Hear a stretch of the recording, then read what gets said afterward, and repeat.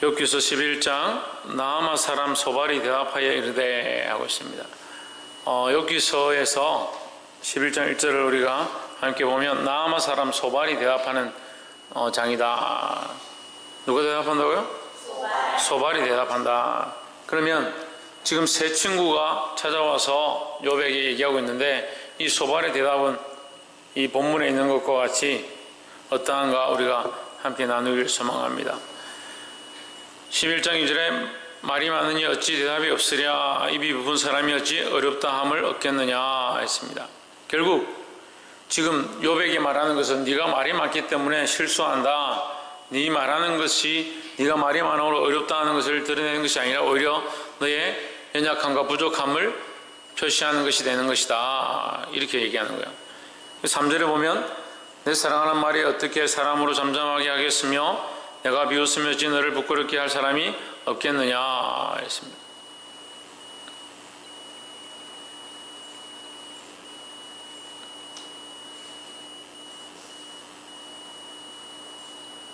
뭐합니까?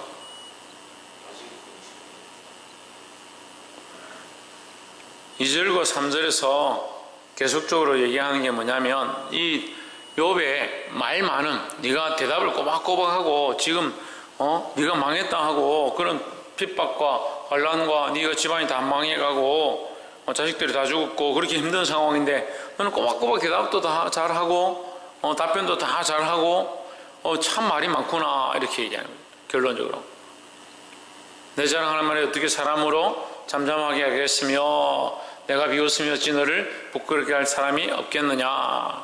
결국 네가 그 말하는 것이 너로 부끄럽게 만들고 너로 망하게 한다.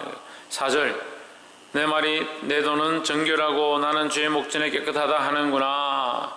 네 말로는 네가 정결하고 깨끗하고 문제가 없다라고 하지만 결국 네 말하는 것으로 인해서 너는 죄가 많은 것이다. 오히려 나는 죄인이고 내 잘못 때문에 이런 일이 생겼다라고 고백해라 이 말이죠. 네가 그렇게 죄를 인정하지 않고 변명으로 계속 진행하는 것이 결국 너의 허물을 드러내는 것이다 했습니다. 그래서 이 소발의 말이 틀리지는 않죠. 소발이 말하는 것 자체가 틀린 것은 아니지만 이 소발이 욥에게 네가 말을 많이 했다라는 말을 정죄하기 전에 욥이 왜 그 말을 하고 있는지를 보지 못하는 게 문제다는 거죠. 욥이 그런 대답을 할 때에 그 상황과 지금 욥이 당한 일들이 하나님 앞에서 범죄함이 없었는데 당한 하나님 시험하시는 일 가운데 하나라는 사실을 욥은 알고 있었고 그래서 그 시험을 이기기 위해서 믿음으로 하나님 앞에 나아가고 있는 모습이 드러나고 있습니다. 그런데 소발은 그 상황을 알지 못하고 지금 당한 이 고난의 일로 인해서 너는 이미 죄인이고 너는 잘못되었기 때문에 이런 일을 당한다라고 이것도 또한 소발의 말도 앞에 다른 친구들과 똑같이 인과응보를 그대로 얘기하고 있는 거예요. 인과응보에 대한 행위를 그대로 얘기하고 있는 거예요. 결국 네가 지금 당하고 있는 이 사태는 이 상황은 너의 잘못으로 인해서 주어진 것이 아니냐라는 거죠. 그래서 결국 이 소발에 네가 말이 많아서 이것이 문제다라고 하는 이 자체는 뭐가 오류냐? 욥의 처음 상황 자체를 모르고 있는 것에 대한 오류다라는 거죠. 그래서 우리가 함부로 속단하고 함부로 판단하는 것은 참 조심해야 될 부분이다라는 겁니다. 어쨌거나 이 소발이 욥에게 한 이 말을 통해서 우리는 또한 우리 자신을 돌아봐야 하는데 말을 조심해야 한다라는 겁니다. 말을 하는 것을 조심해야 합니다. 자기가 죄인이면 죄인임을 고백하고 예면 예고 아니면 아니요 해야 되는데 자기가 양심에 찔리고 잘못된 줄 알고 있지만 그런 상황을 모면하기 위해서 변명을 일관하고 자기가 어려운 것처럼 포장하고 말하는 것 그것 또한 죄를 더하는 것이다 라는 겁니다. 또한 돌아봐야 되는 것은 이 소발도 잘못된 말을 하고 있는 겁니다. 네가 말을 많이 함으로 네가 죄를 지었다라고 말하는 그 말 자체 또한 똑바른 근거와 모든 상황을 제대로 파악하지 못한 데서 발언되어진 말이었기 때문에 이 소발이 말하고 있는 것도 또한 뭐다? 실수요 잘못되어진 말들을 하고 있다라는 거죠. 그래서 우리가 말을 조심하고 말을 오륜하지 않고 틀리지 않게 하기 위해서는 어떻게 해야 되느냐? 예수 그리스도 안에 있는 말들을 하기를 힘써야 된다는 거죠. 그리스도 안에 있는 말씀으로 말하되, 특별히 뭐가 있어야 되냐? 지혜 있는 말들을 해야 된다는 겁니다. 내 생각대로, 내 기분대로, 내가 보이는 대로 막 말하는 것이 아니고 그 근거와 이유들을 생각하고 묵상하고 그 사람의 입장을 지켜본 다음에 중요한 말들을 해야 되지, 함부로 말을 하는 것은 범죄를 유발하게 되는, 또한 범죄하게 되는 요인이 된다라는 겁니다. 그래서 어떻게 하라? 내 입에 파수꾼을 세우라라는 겁니다. 그래서 입술을 지키고 말하는 것들을 유의하시기를 주의 이름으로 축복합니다. 두 번째는 5절에 하나님 말씀을 내시며 너를 향하여 입을 여시고, 6절 지혜의 오매로 내게 보이시기를 원하노니 이는 그의 지식이 광대하심이라. 너는 알라 하나님의 벌하심이 내 죄보다 경하니라 하십니다. 자, 하나님의 벌하심이, 하나님 너를 치시는 것이 하나님께서 너로 하여금 너의 죄를 잊게 하여 주셨음을 알라. 제가 가지고 있는 성경하고 해석이 조금 다른데, 하나님이 너에게 지금 이 죄에 대한 형벌하는 것이, 벌하시는 것이 네가 지은 죄보다 작다, 약하다라는 거예요. 너의 죄에 대한 대가로 네가 지금 이 형벌을 받는데, 네가 실제로 받는 이 형벌은 네가 지은 죄보다 약하다. 이 말이 얼마나 무서운 말이에요. 얼마나 심각한 말입니까? 근데 함부로 판단하고 함부로 말하는 거죠. 이게 하나님의 방식들을 다 알지 못하는 가운데 결국 하나님 뜻을 다 알지 못하고 결국 누구의 이름을 갖다 씁니까? 하나님을 갖다 쓰는 겁니다.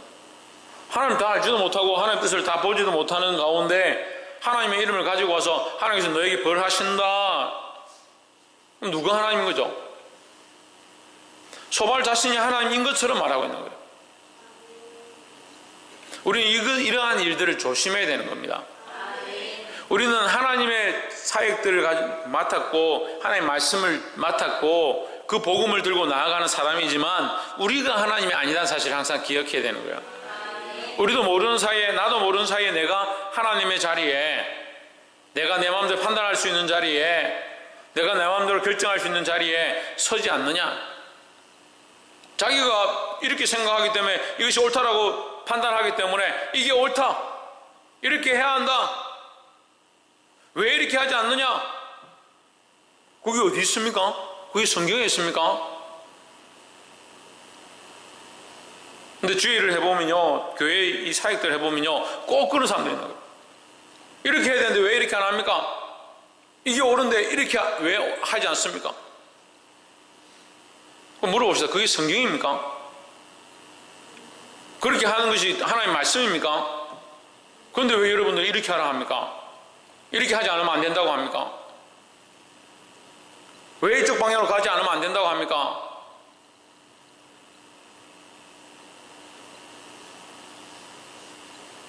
정작 자신들은 하나님의 말씀도 순종하지 않고 주의 종에게도 순종하지 않고 하나님이 세우신 질서에도 순종하지 않으면서 자기들이 생각하기 옳다라고 생각하는 대로 왜 이렇게 안 하냐?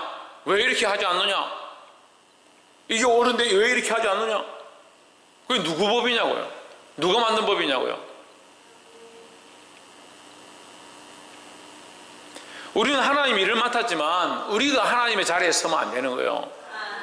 이게 정말 조심해야 될 부분이에요. 우리가 하나님의 일을 맡은 것이지, 하나님 앞에 충성된 자로 세워진 것이지, 우리가 하나님이 아니고 왜 자꾸 하나님 자리에 섭니까?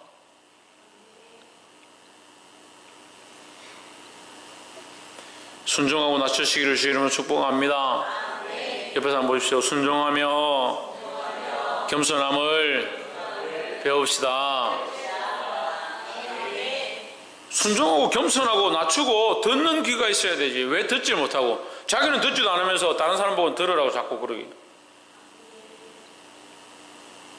우리가 말씀 앞에 순종하지 않고 우리가 하나님 세우신 권위 앞에 순종하지 않으면 누가 듣겠냐? 누가 듣겠냐?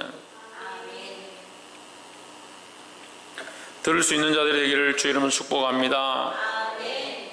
그래서 이 어리석은 소발은 자기가 막 말씀대로 욥이 네가 당한 이 일이 하나님 네가 범죄한 것보다 하나님께서 너에게 벌하는 친 것이 약하다, 경하다, 하나님 많이 봐주셨다.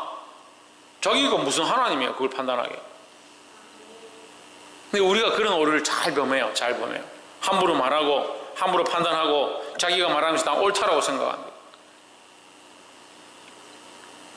보게 되기를 주 이름으로 축복합니다.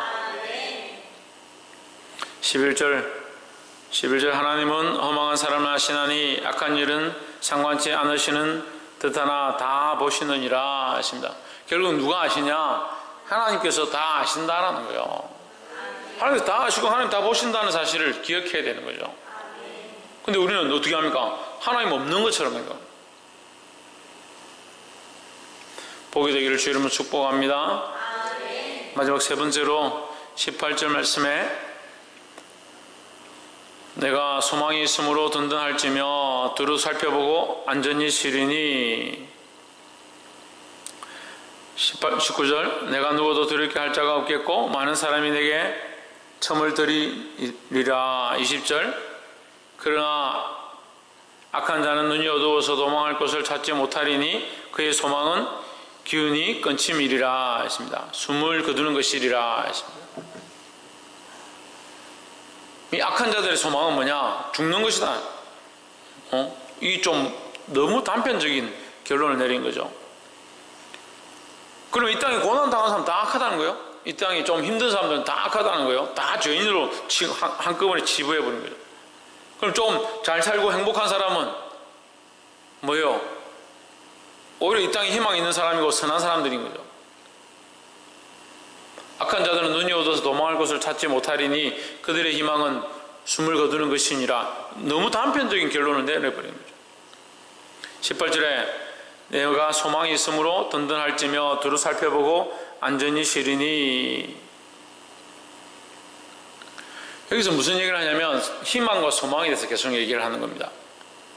이 소발의 소망과 희망은 단편적이고 잘못되어진 판단들을 하고 있습니다. 하지만 우리는 어떠한 소망을 가져야 합니까? 하나님 나라에 대한, 또한 하나님께 대한, 하나님 주실 것에 대한 바른 소망을 가져야 된다는 겁니다. 우리가 이 땅에서 손해볼 때도 있고 어려울 때도 있고 믿음으로 살았지만 남들에게 비난을 당하기도 하고 또 회사에서 열심히 하고 세상에서도 모범이 되었지만 남들에게 손가락질 당하는 그런 경우를 겪을 수도 있습니다. 하지만 뭘 잃어버리면 안 되냐? 이 소망을 잊어버리면 안 된다는 겁니다. 이 희망을 든든히 붙잡고 살아가야 된다는 겁니다. 그런데 이 소발이 말하고 있는 이 희망과 소망은 잘못되어진 편협되어진 소망과 희망을 얘기하고 있는 겁니다. 우리의 희망과 소망은 하나님 앞에 든든하게 분명하게 가져야 되는 겁니다. 하나님이 우리의 소망이시고 우리의 희망이시다는 거죠. 하나님이 우리의 소망이고 희망이니까 이 땅에서 하나님께서 우리에게 부욕해 하시고 풍성하게 하시고 우리에게 갚으시고 은혜로 인도하시면 그것 또한 희망이고 기쁨이고, 이 땅에서 그러한 희망과 소망이 보이지 않는다 하더라도 하나님이 여전히 우리의 희망과 소망이 되시니까 하나님 나라에서 갚으실 것들을 믿음으로 기대해야 한다는 겁니다. 그런데 이 내세에 있어서, 현세에 있어서의 소망과 하나님 나라의 내세에 있어서의 소망을 같이 가지고 있어야 되는 거예요. 그래서 이 내세에서 우리가 이 현세에서 살아갈 때에 어려움과 고통과 고난이 닥친다 하더라도 우리의 참 소망이 내세에 있음을, 하나님 나라에 있음을 바라보고 흔들리지 말고 싸워 이겨야 될 것이고, 또한 이 땅에서 하나님께서 함께 하시고 우리에게 응답하시고 순간순간 인도하고 계시다는 것, 남들처럼 행복하지 않다 하더라도 남들처럼 부유하지 않다 하더라도 그 기준들이 이 땅에 있는 것이 아니라 하나님께 맞춰져 있다면 하나님이 우리와 함께 하시는 것 자체가 우리의 기쁨이고, 그래서 말씀하실 때마다 하나님 말씀을 듣는 것이 꿀송이 같이 달고 하나님의 이름을 높이 찬양하고 그 찬양 가운데 은혜를 받고 기도하는 가운데 우리의 마음을 토할 수 있는 것, 이것이 큰 은혜인 줄 믿습니다. 말씀을 맺겠습니다. 사랑하는 성도 여러분, 우리는 희망 있는 삶을 살아야 합니다. 소망을 가진 삶을 살아야 합니다. 어디에서 가지냐? 지금 이곳에서 이 소망과 희망을 가지는 거예요. 그래서 이 현세, 이 땅에서 또한 우리에게 뭐가 있느냐? 소망과 희망이 있는 겁니다. 소망과 희망을 통해서 하나님께서 우리에게 주시는 이 기쁨을 누려야 되는 거예요. 또한 뭡니까? 우리가 이 땅에서 이 현세에서 소망과 희망과 기쁨을 누리지 못한다 하더라도 우리가 들어가서 영원히 누리게 될 하나님 나라의 소망과 희망을 든든히 가져야 되는 겁니다. 그래서 우리의 소망은, 우리의 희망은 누구냐? 하나님이시다는 거죠. 하나님 안에서 우리가 이 소망을 든든히 가질 때에 어떠한 핍박과 환난과 고난과 어려움들이 우리 앞에 있다 할지라도 싸워 승리할 수 있는 줄 믿습니다. 사랑하는 성도 여러분, 우리 입술을 제어하고 우리의 말하는 것들을 주의하고 또한 함부로 판단하거나 함부로 결단하지 말고 우리 당한 모든 문제들을 날마다 주님 앞에 내어드리며 우리가 하나님의 복음과 말씀을 맡았지만 뭘 맡았다고요? 복음과 말씀을 맡은 것이지 우리가 하나님이 아니다라는 거예요. 복음과 말씀을 맡았고 그 사역들을 맡았고 하나님 부르심을 맡았고 부르심을 맡은 자로 충성해야 되는 거지. 내가 생각하고 내가 말하는 것이 다 옳다, 이거대로 해야 된다, 그렇게 주장하는 것은 이미 하나님을 잊어버린 모습이다. 볼 수 있기를 소망합니다. 사랑하는 성도 여러분, 오늘 이 소발과 같이 헛된 방향들을 보지 말고 욥과 같이 희망을 가지고 이 약한 세대 가운데 싸워 승리하기를 주의 이름으로 축복합니다. 기도하겠습니다.